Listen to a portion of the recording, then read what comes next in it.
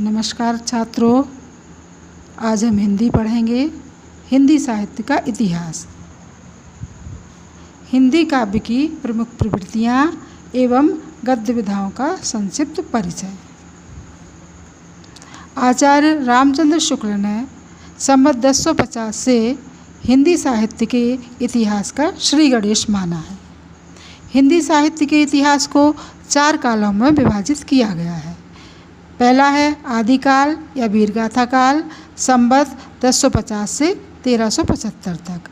दूसरा है पूर्व मध्यकाल या भक्ति काल, संवत 1375 से 1700 तक। तीसरा है उत्तर मध्यकाल या रीतिकाल, संवत 1700 से 1900 तक। और चौथा है आधुनिक काल, संवत 1900 से अब तक। अब हम सबसे पहले देखते हैं वीरगाथा काल या आदिकाल। इस काल को कई अन्य नामों से भी जाना जाता है, जैसे सामंत युग, चारण युग आदि। लेकिन आदि का अर्थ होता है प्रारंभ। हिंदी साहित्य का प्रारंभ इसी युग से होने के कारण इस काल को आदिकाल के नाम से ही जाना जाता है।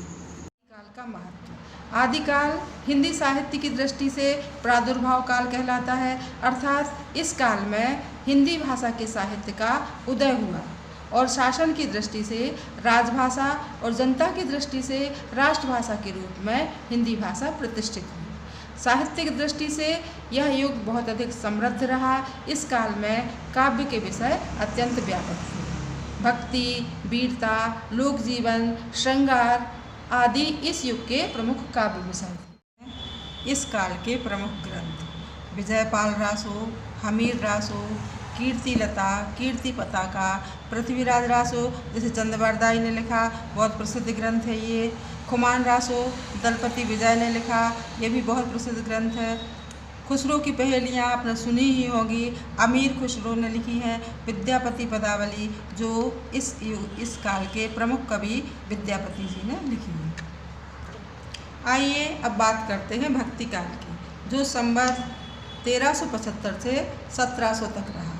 भक्ति काल को हिंदी साहित्य का स्वर्ण युग भी माना जाता है। इस काल में लगभग 300 वर्ष तक व्याप्त भक्ति आंदोलन अखिल भारतीय था। इसमें विभिन्न वर्गों, विभिन्न वर्णों और सामाजिक भेदभाव, कर्मकांड के विरुद्ध आंदोलन लोगों ने किए। बच्चों, भक्ति काल को एक चार्ट के माध्यम से हम पूर्णतः समझ सकते हैं, तो मैं आपको ये चार्ट के बारे में बता रही हूँ। भक्ति काल की शाखाएं, जैसे 2 शाखाएं हैं, निर्गुण भक्ति धारा और सगुण भक्ति धारा। निर्गुण भक्ति धारा को फिर से 2 भागों में विभाजित किया गया है। प्रेम मार्गी शाखा, जिसके प्रमुख कवि मलिक मोहम्मद जायसी हैं, जिनका प्रमुख ग्रंथ है पद्मावत। ज्ञान मार्गी शाखा अध्ययन की दृष्टि से 2 भागों में बांटा जा सकता है, निर्गुण काव्य धारा और सगुण काव्य धारा। इन दोनों काव्य धाराओं को पुनः 4 अंतर विभागों में विभाजित किया गया है। जैसे निर्गुण काव्य धारा, इसमें ज्ञान मार्गी शाखा और प्रेम मार्गी शाखा। सगुण काव्य धारा, इसमें राम भक्ति शाखा और कृष्ण भक्ति शाखा। चूँकि भक्ति काल हिंदी साहित्य का स्वर्ण युग है, इसलिए इस पर विस्तार से चर्चा अगले चैप्टर में करेंगे। तो अब हम आगे देखते हैं रीतिकाल। रीतिकाल यह, जैसा कि मैंने पहले ही बताया है, संवत 1700 से 1900 तक रहा। हिंदी साहित्य के मध्यकाल का द्वितीय भाग रीतिकाल के नाम से जाना जाता है। इस काल को पुनः 3 अंतर्भागों में विभाजित किया गया है, रीतिबद्ध, रीतिमुक्त और रीतिसिद्ध। रीतिबद्ध कवि, इस धारा के कवियों ने अलंकार, नायिका भेद आदि लक्षणों का पूर्णतः पालन किया। केशव, पद्माकर, मतीराम इस काल के प्रमुख कवि हैं। रीतिसिद्ध कवि में सबसे अधिक योगदान रहा बिहारी जी का। बिहारी कवि को रीतिसिद्ध कवि कहा जाता है। रीतिमुक्त, इस काव्य धारा के कवि स्वच्छंद और स्वतंत्र प्रवृत्ति के थे। घनानंद, आलम, बोधा, ठाकुर इत्यादि इस काव्य धारा के प्रमुख कवि हैं। यह है आधुनिक काल। आधुनिक हिंदी कविता का प्रारंभ संवत 1900 से माना जाता है। यह काल अनेक दृष्टियों से महत्वपूर्ण है। इस काल के विकास क्रम को विद्वानों ने अनेक प्रकार से वर्गीकृत किया है, किंतु जो सर्वमान्य वर्गीकरण है उसमें इसे 6 भागों में विभाजित किया गया है। नंबर 1 भारतेंदु युग, दूसरा द्विवेदी युग, तीसरा छायावादी युग, चौथा प्रगतिवादी युग, पांचवा प्रयोगवादी युग और कविता जो सन 1950 से अभी तक जारी है। भारतेंदु युग को आधुनिक हिंदी साहित्य का प्रवेश द्वार माना जाता है। इस युग के कवियों में नवीन के प्रति मोह के साथ ही प्राचीन के प्रति आग्रह भी था, अर्थात ये नवीन और प्राचीन दोनों के लक्षणों का सम्मिलित इसमें प्रभाव था। भारतेंदु युग नवजागरण का युग भी कहलाता है, क्योंकि इसी युग से हिंदी साहित्य के नव सृजन का प्रारंभ हुआ था। इसमें नई सामाजिक चेतना उभर कर आई। भारतेंदु युग में देशभक्ति और राजभक्ति तत्कालीन राजनीति का अभिन्न अंग थी, जिसका स्पष्ट प्रभाव इस युग के कवियों में देखा जा सकता है। भारतेंदु युग में कविता के क्षेत्र में ब्रज भाषा का प्रयोग और गद्य के क्षेत्र में खड़ी बोली का प्रयोग हुआ है। खड़ी बोली का विकास इस युग की एक बड़ी महत्वपूर्ण घटना है। इस युग में पत्रकारिता, उपन्यास, कहानी, नाटक, आलोचना, निबंध जैसी अनेक गद्य विधाओं का भी विकास हुआ, जिसका माध्यम खड़ी बोली ही रही। प्रायः इस युग में प्रत्येक लेखक किसी न किसी पत्रिका का संपादक भी रहा। भारतेंदु युग में जिन साहित्यिक रूपों प्रवृत्तियों का बीज बोया गया था वह द्विवेदी युग में खूब फला फूला। अब हम देखते हैं भारतेंदु युग की विशेषताएं। काव्य की विशेषताएं देखते हैं। सबसे पहली विशेषता इसकी है राष्ट्रीयता की भावना। इस युग के कवियों ने देश प्रेम की रचनाओं के माध्यम से जनमानस में राष्ट्रीयता की भावना का बीजारोपण किया। दूसरी विशेषता है सामाजिक चेतना का विकास। इस काल का काव्य सामाजिक चेतना का काव्य रहा है। इस युग के कवियों ने समाज में व्याप्त अंधविश्वास, सामाजिक रूढ़ियाँ एवं कुरीतियाँ दूर करने के लिए अपनी कविताओं को माध्यम बनाया। तीसरी विशेषता है हास्य व्यंग्य। हास्य व्यंग्य शैली को माध्यम बनाकर पश्चिमी सभ्यता, विदेशी शासन और सामाजिक अंधविश्वासों पर करारा प्रहार उन्होंने किया है। चौथी विशेषता है अंग्रेजी शिक्षा का विरोध। काल की अंग्रेजी शिक्षा का विरोध। भारतेंदु युग के कवियों ने अंग्रेजी भाषा तथा अंग्रेजी शिक्षा के प्रचार प्रसार के प्रति अपना विरोध कविताओं के माध्यम से प्रकट किया, क्योंकि अंग्रेजी शिक्षा के प्रचार प्रसार से समाज में वह जागरूकता नहीं आ रही थी जिसकी उस काल में आवश्यकता थी। पांचवी विशेषता है विभिन्न काव्य रूपों का प्रयोग। इस काल के काव्य में विविध रूप भी देखने को मिलते हैं, जैसे मुक्तक काव्य, प्रबंध काव्य इत्यादि। और एक और विशेषता है इसकी काव्य अनुवाद की परंपरा। मौलिक लेखन के साथ साथ संस्कृत और अंग्रेजी से भी काव्य अनुवाद इस काल में हुआ है। तो ये 6 विशेषताएं मुख्य हैं भारतेंदु युग की। और भारतेंदु युग के प्रमुख कवि और उनकी 2 रचनाएं भी हमारे लिए याद होनी चाहिए। तो भारतेंदु युग जैसा नाम से ही पता चलता है कि इसके सबसे प्रमुख कवि भारतेंदु हरिश्चंद्र रहे हैं। उनकी जो रचना है प्रेम सरोवर, प्रेम फुलवारी, वेणु गीति और प्रेम मल्लिका। दूसरे इसके प्रमुख कवि रहे हैं बद्री नारायण चौधरी प्रेमघन।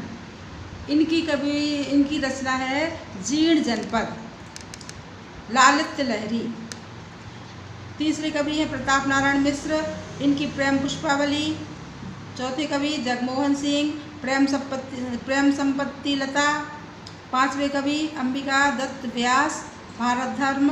और छठवें कवि रहे हैं जो प्रमुख हैं इस काल के राधाचरण गोस्वामी, और इनकी रचना है नवभद्र द्विवेदी युग। यह आचार्य महावीर प्रसाद द्विवेदी जी के नाम पर इस युग का नाम रखा गया है। इस युग के प्रवर्तक हैं आचार्य महावीर प्रसाद द्विवेदी जी।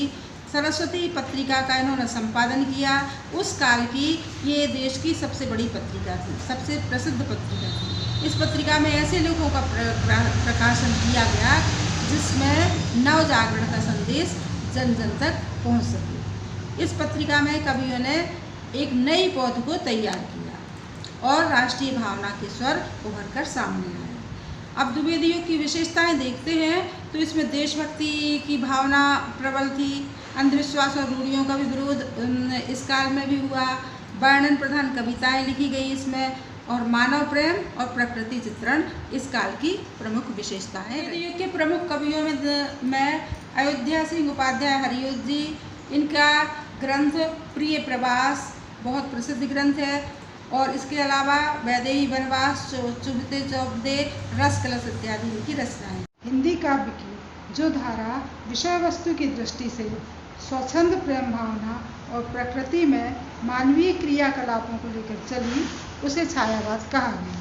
डॉक्टर नगेंद्र ने इसे स्थूल के प्रति सूक्ष्म के विद्रोह का नाम दिया, और इसकी प्रमुख विशेषताएं हम देखते हैं तो पहली है इसमें व्यक्तिवाद की प्रधानता, फिर श्रृंगार भावना, फिर है प्रकृति का मानवीकरण, सौंदर्य अनुभूति, वेदना एवं करुणा का आधिक्य। अब देखते हैं इसके प्रमुख कवि। तो छायावादी प्रमुख कवियों में प्रसाद, पंत, निराला और महादेवी वर्मा, ये चारों छायावाद के प्रमुख स्तंभ कहे जाते हैं। प्रसाद जी अर्थात जयशंकर प्रसाद, जिनकी प्रमुख रचना कामायनी है। सुमित्रानंदन जी पंत, जिनकी रचना पल्लव, ग्रंथि, गुंजन, और सूर्यकांत त्रिपाठी निराला जी की परिमल, गीतिका, अनामिका आदि।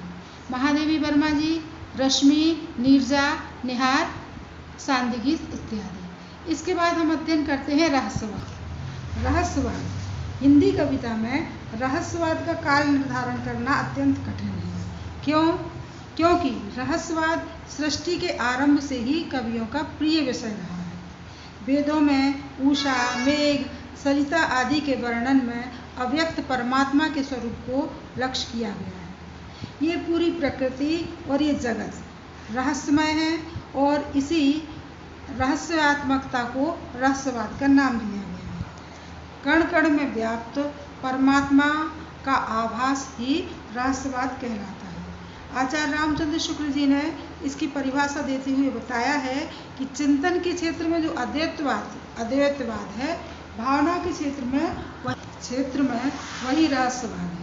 अब देखते हैं रहस्यवाद की विशेषताएं।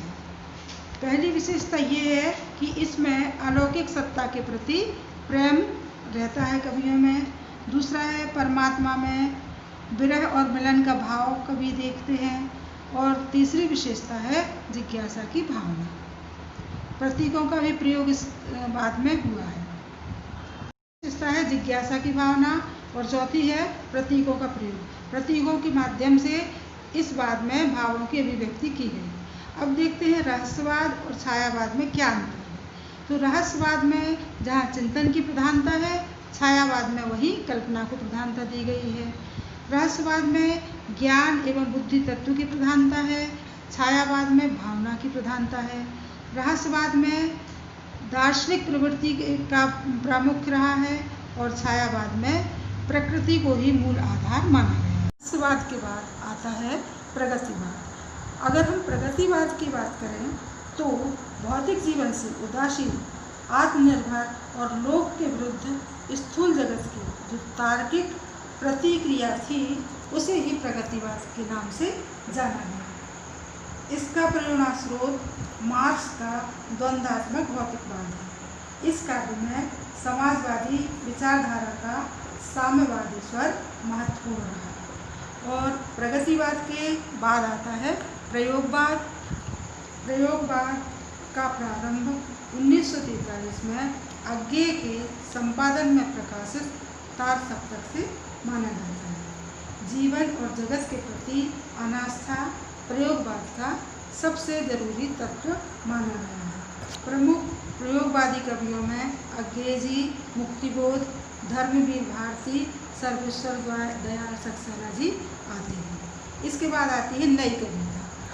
प्रयोगवादी कविता का ही आगे का दौर नई कविता के रूप में उभरा। वस्तुतः नई कविता की विषय वस्तु मात्र चमत्कारिक न होकर एक भोगा हुआ जीवन का यथार्थ है।